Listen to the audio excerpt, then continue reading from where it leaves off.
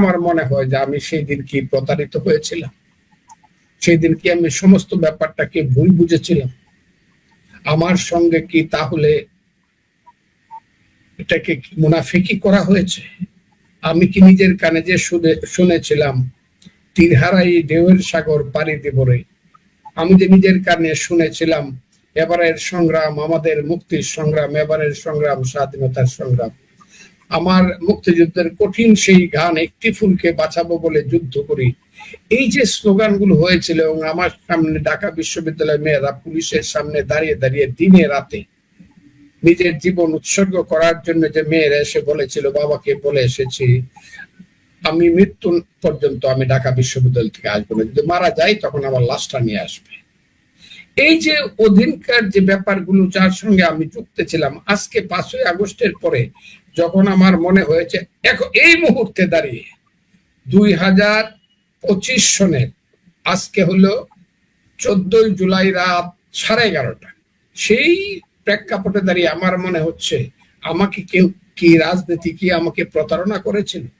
আমার জীবনের অভিজ্ঞতায় কি এমন কোন কালো দাগ আছে যে দাগ আমাকে ভবিষ্যৎ দেখতে দেয়নি? আমি খুব আজকে অবাক হই। কেন 5ই আগস্টের পরে কিছুদিন মোটামুটি ইউনূস সাহেব আসলো, আজকে আবার দেখলাম ইউনূস সাহেব কি এই আন্দোলনের কি স্থপতি না বা দেশের কি করার জন্য হাইকোর্টে গেছে, হাইকোর্ট আবার রুল দিছে। হায়রে দেশ, হায়রে দেশ, হায়রে দেশ। ইউনূস সাহেবের নাকি ইউনূস সাহেব তো দেশটাকে জাহান্নামে নিচ্ছে। উনি তো ঝগড়া লাগায় দিয়া বাঘে সিংহে যখন যুদ্ধ লাগছে তখন শিয়ালে গর্তের থেকে যেমন হাততালি দিয়া কইছে মামার জয়, মামার জয়। কারণ বাঘ সিংহরেও মামা ডাকে, শিয়াল সিংহরেও মামা ডাকে, বাঘেরও মামা ডাকে। কাজে মামার জয় করলে যেই জয় লাভ করে তার মামাই তো জয় লাভ করবে। ইউনূস সাহেব তো এই রোলটা নিয়েছে। দেশে যখন এখন আগুন লেগেছে, তার দিনের বন্ধুরা এবং রাতের বন্ধুরা যখন যুদ্ধ লেগেছে তখন উনি হাততালি দিয়ে বলছে মামার জয়, মামার জয়। কার জয় হয়? যার জয় হয় তখন তিনি বলবেন আমি তো হাততালি দিয়ে আগেই বলছিলাম মামার জয়, আপনি তো আমার মামা। সেই ইউনূস সাহেবকে আবার কি স্থপতি টপতি ঘোষণা করতে হবে? হায়রে দেশ। এটা আবার হাইকোর্ট আবার রুল দেয়। হাইকোর্টের ব্যাপারে আমি কিছু বলবো। হাইকোর্ট আমার মহান, হাইকোর্টের রুলের ব্যাপারে আমি বিরোধিতা করতেছি না, কিন্তু এটা রুল দেওয়াটা কতটুকু যুক্তিযুক্ত আমি তাই বলছি। এখন যখন আমি দেখি যে আমি প্রতারিত হয়েছি, এখন খুব ক্লিয়ার, এবং সেই প্রতারণাটা আমি বলছি গত 6 মাস যাবত ক্লিয়ারলি বলছি। 4-5 মাস ইউনূস সাহেবকে দেখছি, কিছু কিছু সমর্থনও করছি তা না, তাও না। আমি এমনও বলছি ইউনূস সাহেব হলো 3য় বিশ্বের 10 জন প্রধানমন্ত্রীর চেয়ে উঁচু, উনি আমাদের দেশের নেতৃত্ব নিয়েছেন, আমি খুব গর্বিত, এগুলো বলেছি আমি। কিন্তু পরে যখন দেখলাম আমার সমস্ত ধারণাই ব্যক্তি সম্পর্কে, কারণ ওনাকে আমি ব্যক্তি হিসাবে চিনতাম না, কিন্তু পরে যখন দেখেছি ওনার সম্পর্কে আমার সমস্ত রিডিংসটা ভুল হয়েছে, মনে মনে লজ্জিত হয়েছে। আমি শুধু বলতে চাই আজকে 1 বছর পরে এই 15ই জুলাই এসে আমার মনে হচ্ছে ওই দিন স্লোগান দেওয়া হলো তুমি কে আমি কে রাজাকার, সেই রাজাকার স্লোগানটা তারা সঠিকভাবে দিয়েছিল এবং বিশ্বাস করিয়ে দিয়েছিল। এবং তারা কিছুদিন পরেই বলা শুরু করলো আরে 5ই আগস্টকে আমরা তাড়াতাড়ি ইলেকশন দিয়ে গণতন্ত্র আনার জন্য দিছি, 5ই আগস্টকে আমরা এই দেশে এমনি চলে যাব, আমরা এই দেশের পরিবর্তন করব, সংস্কার করব, ইত্যাদি ইত্যাদি করব। 47 আমাদের প্রেরণা, আর 24 হলো আমাদের নতুন স্বাধীনতা, আর 71 হইলো ভাইয়ে ভাই একটা ঝগড়া, এবং সেই ঝগড়াটা লাগাইছে ইন্ডিয়া খুব খারাপ, দিল্লি সেই ঝগড়া আমাদেরকে উস্কায়া দিছে, আমরা ভাই ভাই আলাদা হয়ে গেছি। কয়েকবার যখন বলেছে আমি তখন মনে করেছি আমার দল যখন নীরব, সব যখন নীরব, অন্যান্য লোকেরা যখন ভয়ে ভীত, তখন আমার কাছে মনে হয়েছে কেন পান্থ ক্ষান্ত হও হেরি দীর্ঘ পথ। আমার কাছে মনে হয়েছে কুকুরের মতো বেঁচে থাকার চেয়ে বাঘের মতো এক মরে যাওয়া অনেক ভালো।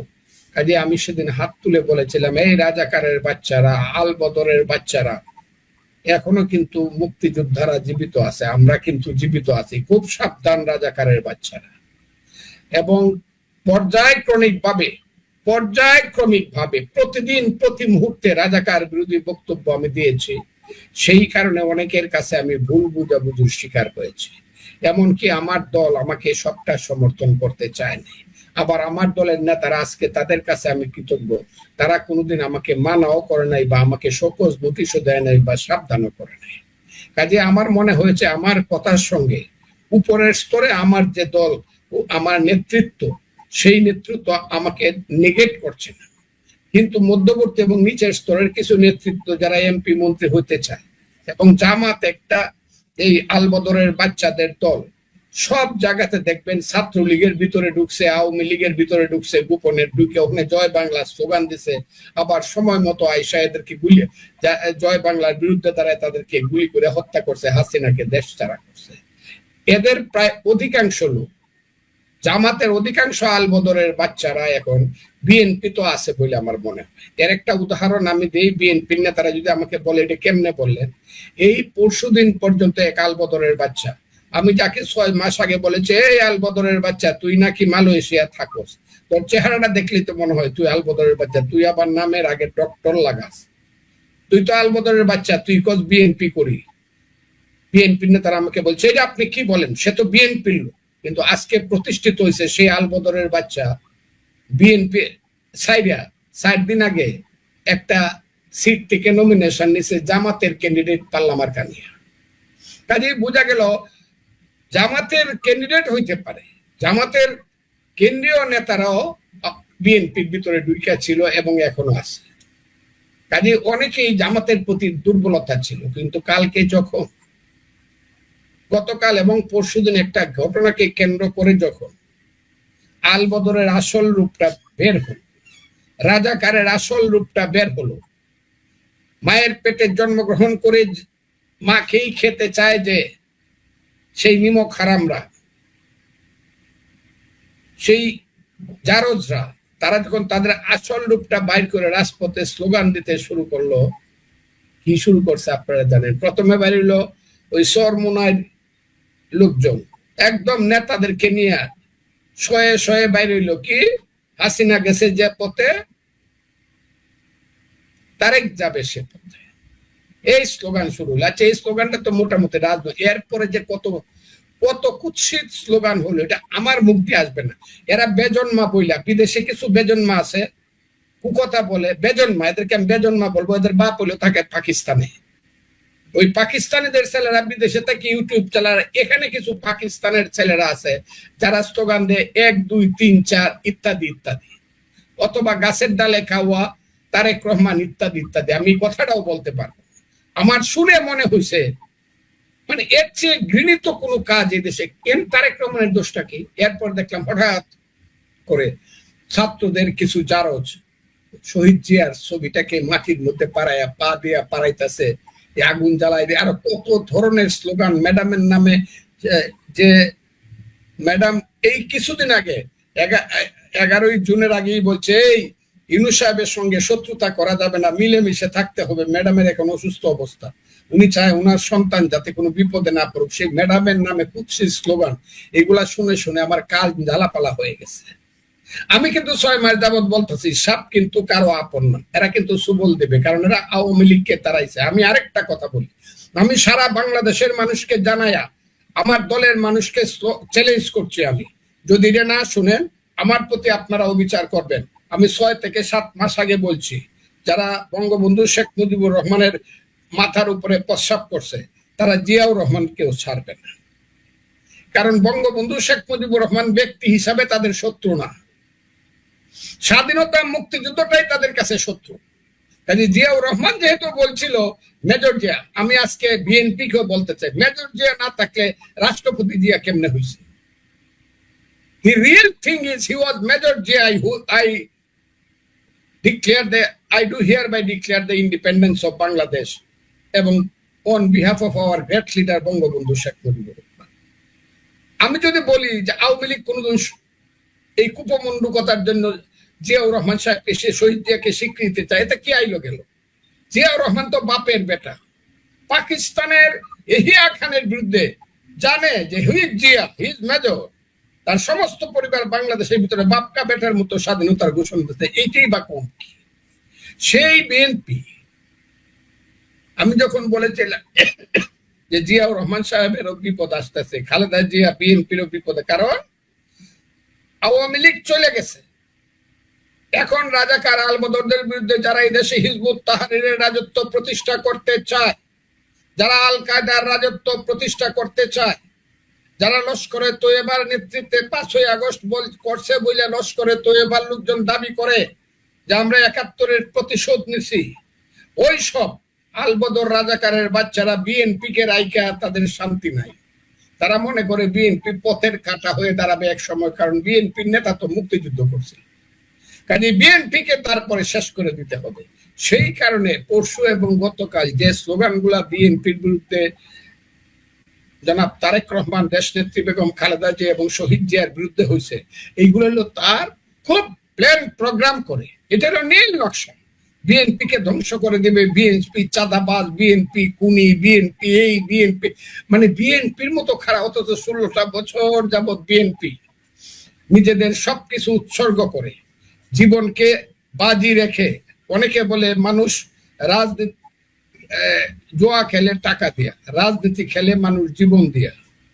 জোয়া হারলে টাকা চলে যায়, কিন্তু রাজনীতি হারলে জীবন চলে যায়।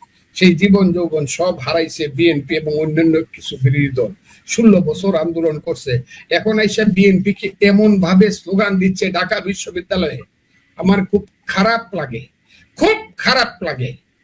আমি আপনাকে খুব ক্লিয়ারলি বলছি, ঢাকা বিশ্ববিদ্যালয় এখন রাজাকারের বাচ্চারা দখল করে বসে আছে। এদের নাম হলো শিবির। এরাই কালকে প্রথম স্লোগান দিয়ে, পরশুদিন প্রথম স্লোগান দিয়ে, এরাই আজকে বলে যে আমরা বিএনপি অফিস গিয়ে নয়াপল্টনে দখল করে ফেলব।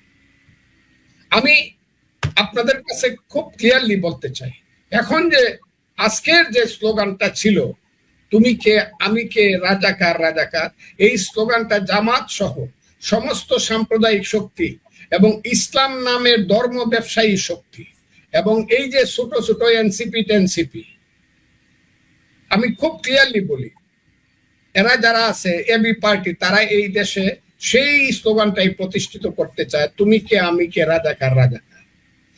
দেরিতে হলো, আজকে আমি দেখলাম সারা বাংলাদেশে বিএনপির নেতৃত্বে স্লোগান হয়েছে জামাত শিবির রাজাকার, এই মুহূর্তে বাংলা চার, রাজাকারের আস্তানা জ্বালিয়ে দাও, পুড়িয়ে দাও। এই স্লোগানগুলো এবং জামাতের বিরুদ্ধে এবং রাজাকারের বিরুদ্ধে ভীষণ, বা আমি সবচেয়ে এই ব্যাপারে এখন আমি কি বলবো, আমি এখন নিজেকে অনেক বেশি বিশ্বাসী মনে করি, এই কারণে যে আর যাই হোক এই দেশটা রাজাকারের হাতে যাবে না, কারণ বিএনপি নিজেকে এখন বুঝতে পারছে এবং চিনতে পারছে যে জামাত রাজাকাররা কোন শ্রেণীর সাপ এবং শত্রু, এবং দেশটা খুব ক্লিয়ার হয়ে, এবং আমি মনে করি এই দেশটাকে মুক্তিযুদ্ধের পক্ষে রাখতে হবে। 5ই আগস্ট যা হয়ে গেছে সেইটাকে যদি এই দেশে ফিরিয়ে আনতে হয় নতুন দিন, তাহলে নিশ্চিতভাবে তারেক রহমানের সঙ্গে ইউনূস সাহেব যে কথা দিয়েছিলেন, যে কথা থেকে সরার জন্য ইউনূস সাহেব এই সব করতেছে বলে আমি মনে করি। কারণ ইউনূস সাহেব গত 2-3 দিনে একটা কথা বলেন, উনি খুব নীরব, দেশে এত কিছু হয়ে যাচ্ছে উনি খুব নীরব, কোনো কথা বলেন। ইউনূস সাহেবের উচিত হলো দ্রুত নির্বাচন দেওয়া, ডিসেম্বরের মধ্যে প্রস্তুতি নেওয়া, ডিসেম্বরের মধ্যে ইলেকশন দেওয়া, উনার সরে যাওয়া উচিত। এবং রাজনীতিবিদদের হাতে ক্ষমতা আসুক, রাজনীতিবিদদের হাতে যদি দেশের দায়িত্ব না আসে এই দেশ ঠিক হবে না। ইউনূস সাহেবরা চক্রান্ত করিয়া সেন্ট মার্টিন দিয়া দিবে, চট্টগ্রাম বন্দর দিয়া দিবে, করিডোর দিয়া দিবে, আরো অনেক কিছু দিয়া দিবে।